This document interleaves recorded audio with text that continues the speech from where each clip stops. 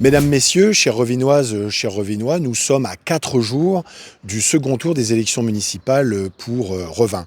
Je le rappelle, dimanche dernier, 60% des électrices et des électeurs revinois ne se sont pas déplacés ou devront, pour certains d'entre elles et d'entre eux, formuler un nouveau choix, car leur candidat du premier tour ne sera plus présent au deuxième tour. À la lecture du journal L'Ardennais aujourd'hui, je vois une polémique naître sur une possible division de listes à gauche. Je voudrais remettre en quelque sorte les idées au milieu du village. Déjà, je voudrais rappeler qu'aucune des listes au premier tour des élections municipales n'ont revendiqué une étiquette politique.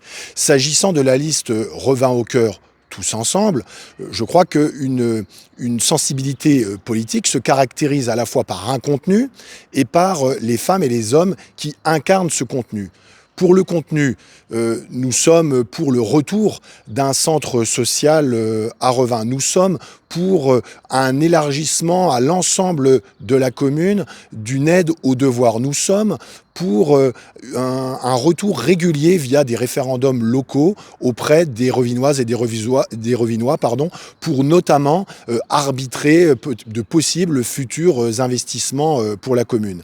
S'agissant des personnes, qu'il s'agisse d'Ingrid Lempereur ou de moi-même, nous avons été, il y a plus de 10 ans, membres de structures politiques. Cela étant, notre appartenance au courant ou à une sensibilité de gauche ne peut pas être contestée ni contestable.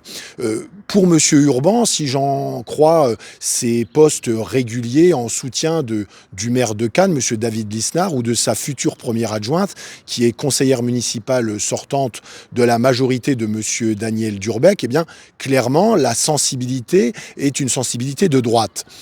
Concernant M.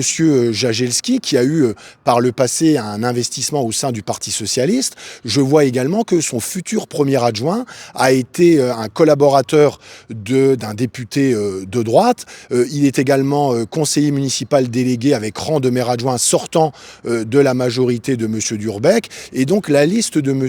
Jagelski est à la fois de gauche et de droite et de gauche, à certains égards une forme de macronisme local.